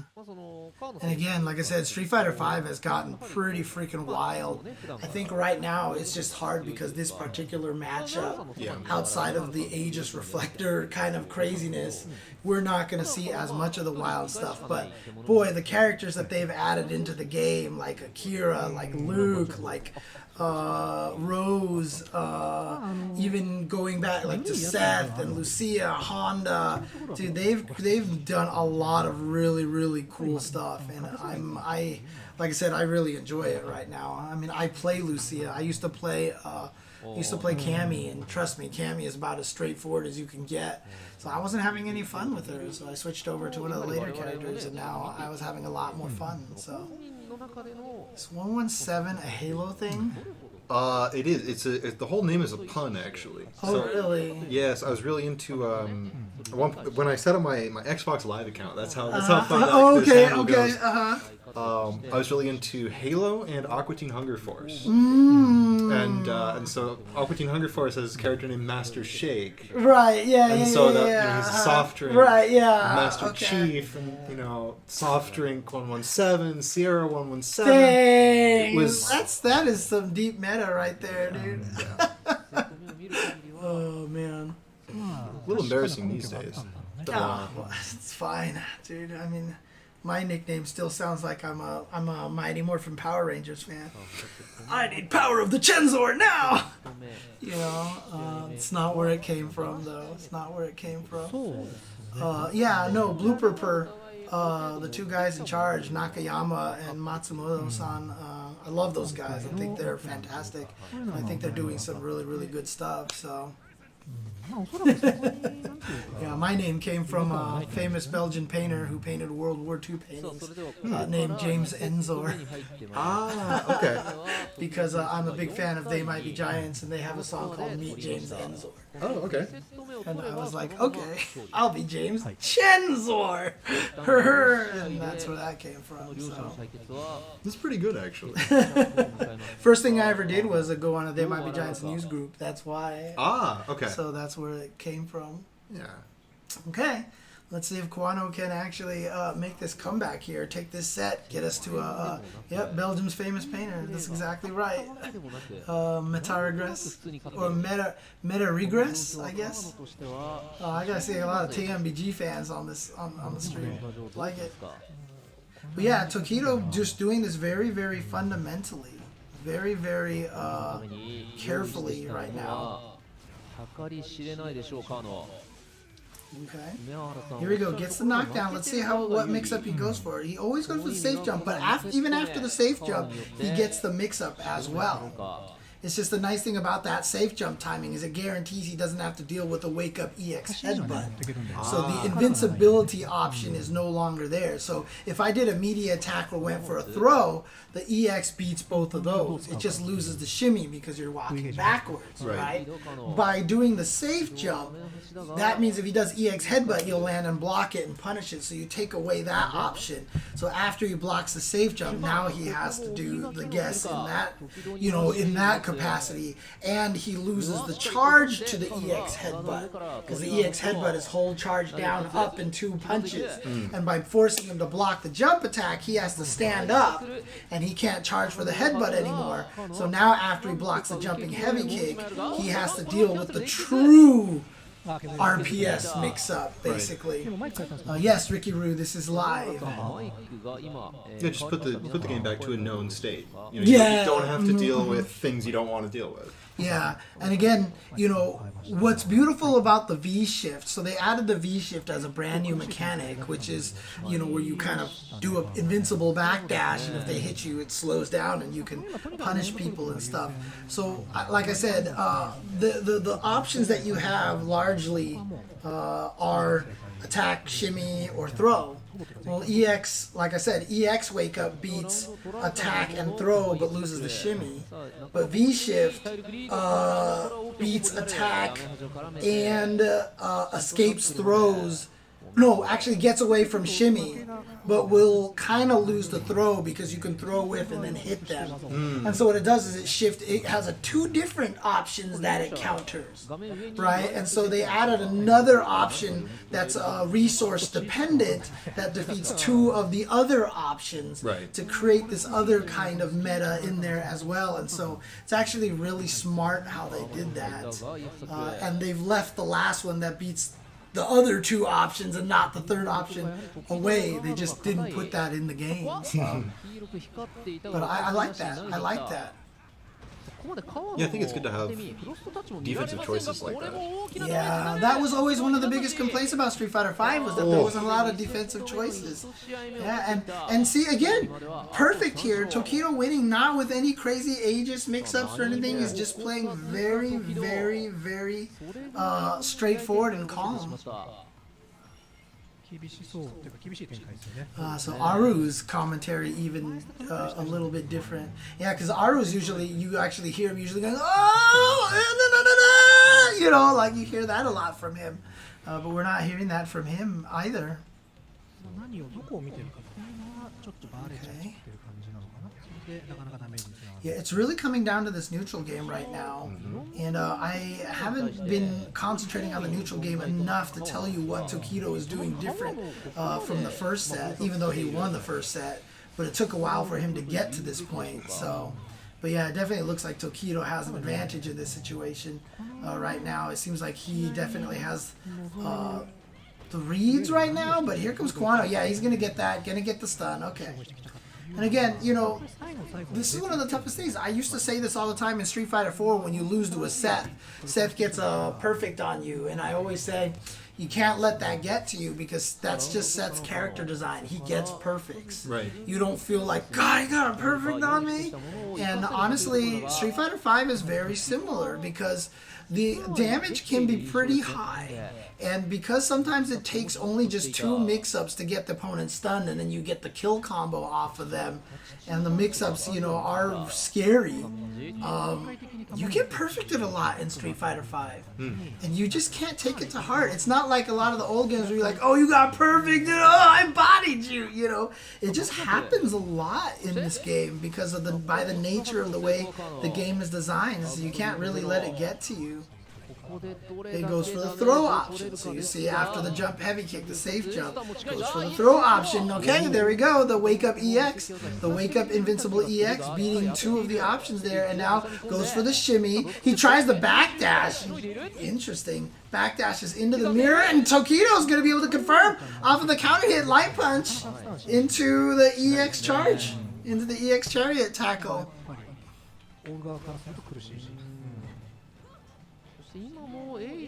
Yeah, fundamentals from Tokido is just, it's been really solid. And, you know, he's getting hit a lot, but he's able to stave that all off a lot of the times. Okay. Well, this is kind of how Kawano won the first round, and there we go, Tokido finding his way out. Single hit confirmed, like I said, very important. And, oh, he tried to, yeah, went for the shimmy.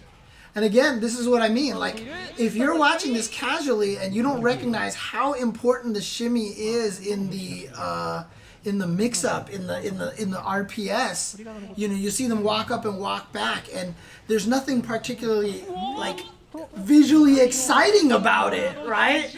A shimmy is not visually exciting, right? But if you understand where it's happening, so like one time, the first time I ever saw anyone do this was Knuckle Do. He woke up with a crouching medium kick. Like the guy walked up to him, walked backwards to shimmy, and Knuckle Do walked up with a crouching medium kick and hit him because he was walking backwards. And I was like, the madman! He woke up with a crouching medium kick, but that's a legit way to beat shimmy because they're walking backwards. And then after I realized that, I was like, oh, okay, there's nothing crazy about that decision at all. Right. And you really start understanding, you know, how Street Fighter V works. And once you start understanding that, it really changes how you approach the game.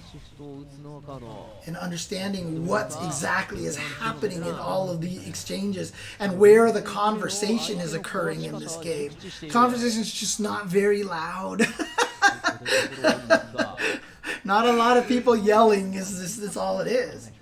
But again, that's where, you know, and that's the cool thing too, is understanding that about Street Fighter V is also made it so I feel like I can commentate the game better as well, because now I know how to focus on helping people see what they're not seeing. Right. You know what I mean? I can get excited about, oh, the shimmy, oh god, okay. Throw option right here. See, I can set up this kind of expectation from people. Okay, he went for the throw this time. What does he go for this time? And I think that's really, really important. Yeah, spacing is one of the most important things about fighting games, but I mean, if you have a character that can just dish out damage like that, then you're gonna take these rounds occasionally. But again, you know, it's just one of those situations where Tokido knows, like, I'm gonna get killed. Okay, I died. I lost to this super. That's where it went. You know, okay, that's fine. I can win the next couple of rounds. And one of the hardest things about when you play Street Fighter V, a lot of the times if you don't understand this RPS, it feels like you can't do anything when someone knocks you down, and it feels really bad. But now when you realize that, yeah, that just happens. Like I said, you can't get sad about getting perfected because that just happens in Street Fighter V. It's easy to kind of get over that. You know what I mean? And that's what we're seeing from Tokido right now in this round. He's like, whatever. And, you know, always with the little jukes, the little crouches right there to hide when he's throwing fireballs, to hide when he's going to EX chariot tackle like that. And so that's what that's all about. That's why you keep seeing him do those little buffering like that. That's why you keep seeing that, because it masks what he's trying to do. If he wasn't doing that and was just walking back and forth a little bit, it would be a lot easier to catch him, to figure out what he's trying to do. There we go, Kawano with the shimmy option now. So he gets the mix-up. He's going to go for back-to-back shimmies. He does. There you go. So back-to-back shimmies. Let's see what he does the third time. Goes for the throw because he got him with 2 shimmies already. That's basically, you know, he beat you with 2 scissors. So now you're gonna want to play rock. So he goes with the paper. Okay, Kawano looking good. Yeah.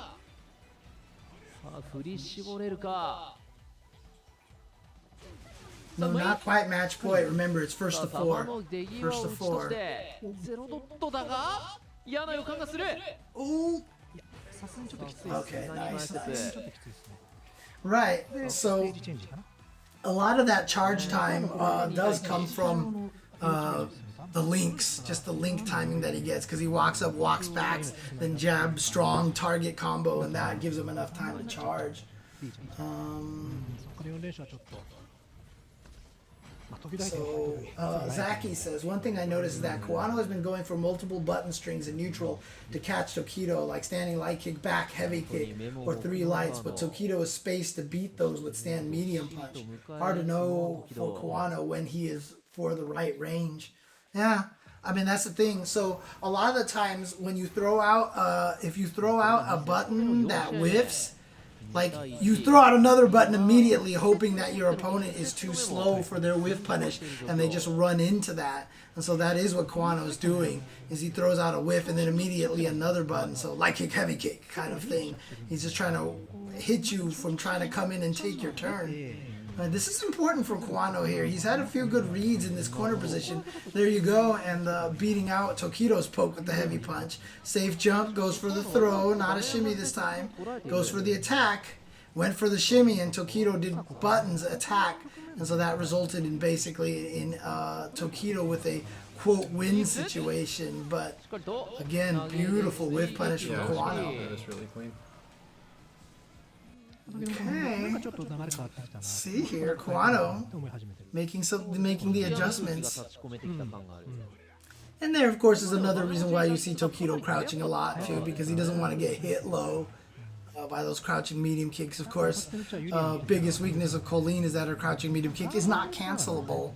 So you can't even single hit confirm it unless you have a V trigger activated or a V trigger ready to go. But Kawano definitely throwing out a lot of those crouching medium kicks. You see, he's focusing on that because he's trying to keep Tokido from being able to move back and forth. He's trying to lock Tokido into one place, making Tokido scared for his ankles here. Okay.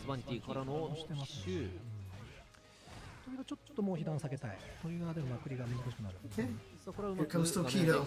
And just like, see right there, he went for the throw. Remember, I told you can whip the throw and still punish the V-shift in time. So that's what Tokido did. Kawano's actually going to get away from the stun. Left-right mix-up. Stays on the front side. Goes for the throw. Okay, went for attack low that time. Oh, checks the forward dash. All right, Tokido's going to need a reset. So here we go. Oh, chases down the jump back from the headbutt. So there you go, Tokido with the Galaxy Brain read. That was pretty cool. Yeah, one of the things that you do is you jump back over the Aegis Reflector, and now you're not sandwiched. So the Aegis Reflector is no longer a threat. Tokido read that with the headbutt, caught him out of the air, and there you go. Tokido now taking that round. Trying to prevent the 2-2 tie here in set number 2 and actually get to exhibition game.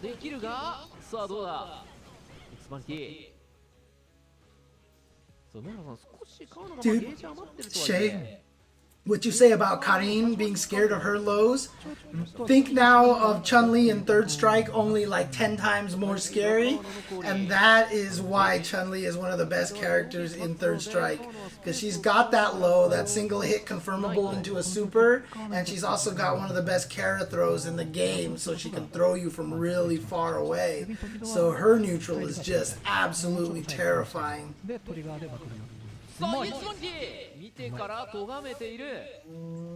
I like fried dumplings, but steamed dumplings are amazing too, so that's my best answer, Converse. Yeah, that's a tough one. I feel like they're very different kinds of dumplings. Like, I almost can't even compare it. There's a right time for both of them, I'll tell you that. Oh, you see it right there? Yeah. That's the jump back over the mirror. So there we go. Oh yeah, that's gonna be a knockdown because of the change. What? What was that? That was supposed to be a view reversal or no? He didn't have the meter for a view reversal. What was that? So now Tokido gets the line. Oh, he's gonna go for the super, but it's too late. It's not gonna get the chip in time. He went too late. He should have canceled it much earlier because the clock keeps going even during the super startup animation. Oh boy. Oh boy, and now here we are, Tokido. He's at exhibition game. Oh man. Kawano is down 3-1. This isn't looking good for Kawano right now.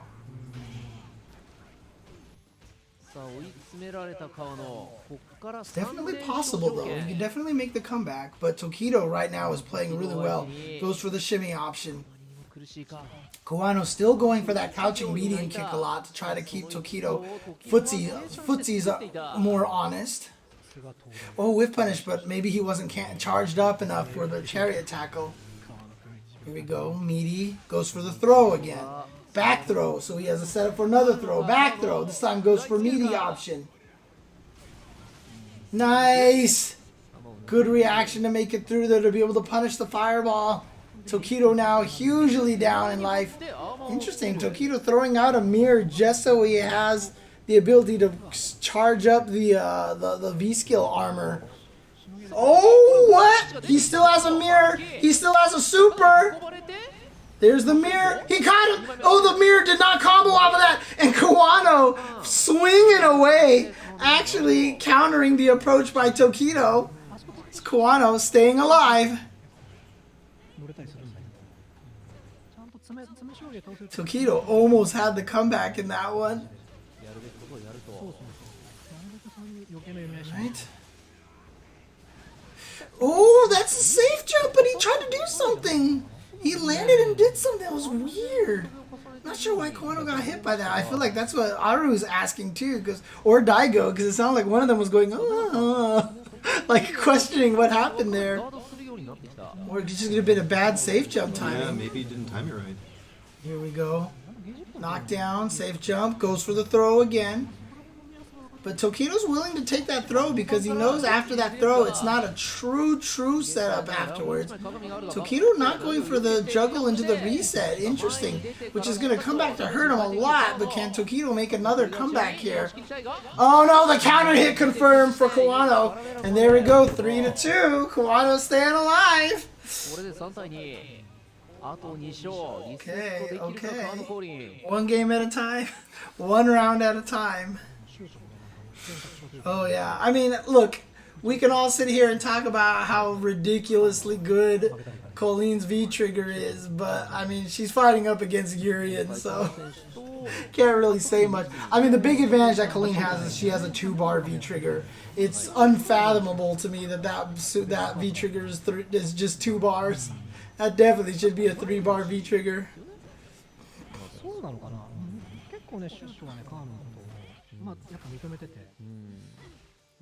There's that low option again. And now you see Tokido throwing out his own low options to combat. Okay, here we go. Good confirm. Gonna get the knockdown. Oh, yeah. Not gonna let him jump out of the corner. Gets the hit. Confirms in the standing light kick into the parabellum.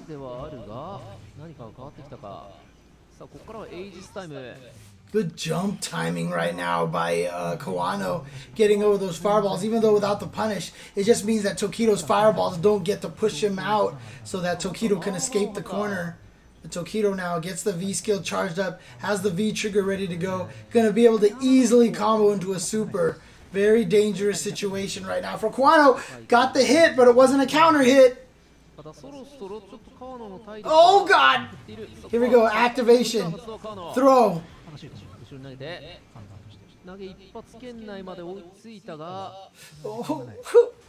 Okay, checked him.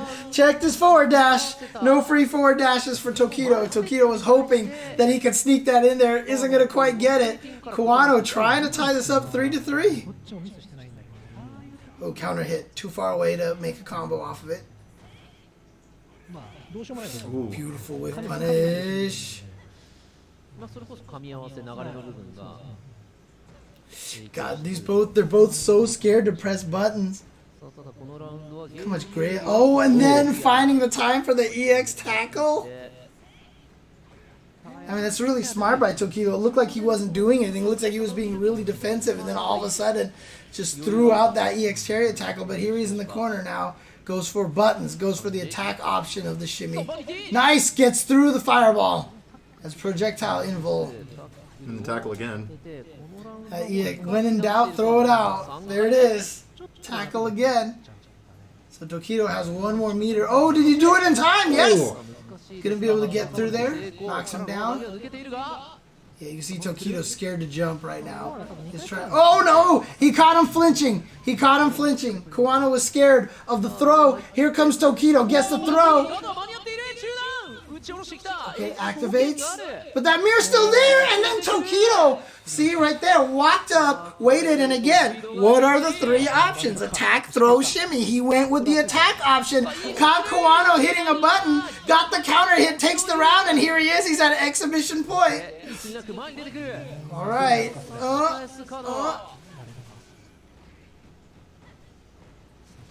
Ooh. 有言実行なるか川野どうするゲージは1本踏ん張れるかあとはもうない Pretty even in life. In fact, almost exactly even. Well, not anymore. Here we go. Kawano getting the lead. Counter hit confirmed. And the corner carry. Tokido with the throw now. And he's almost got a full meter. One good solid combo will actually kill for Tokido. Throw him out. See him throwing out that standing medium punch. Undoubtedly tackle. Here we go. Too many light punches, or is that enough? Not quite enough. Oh goodness gracious. Kawano has to goes up for the throw. And again, Tokido with the crouching light kick. You saw him check him with the light kick, and we see this a lot. Remember, Tokido went light kick, light kick, light kick that one time and beat Kawano. This time, crouching light kick, walk up, and just go for the throw. And Kawano wasn't ready to tech it again. We were talking about how Super Turbo, the window to tech a throw, basically if you're good, you'll tech every throw, right? Mm-hmm. That is not the case in Street Fighter V. You cannot react to a throw. You have to preemptively try to tech it. Oh, okay. It's a guess tech in this game. And so that's why shimmies work so well, because the person has to guess tech. So you walk up, walk back, and they guess the whiff the throw, and you can kill them, right? So in that situation right there, Tokido with the crouching light kick walks up, looks like he was going to crouching light kick again, instead goes for the throw. Let's get Doc into the chat. Sorry.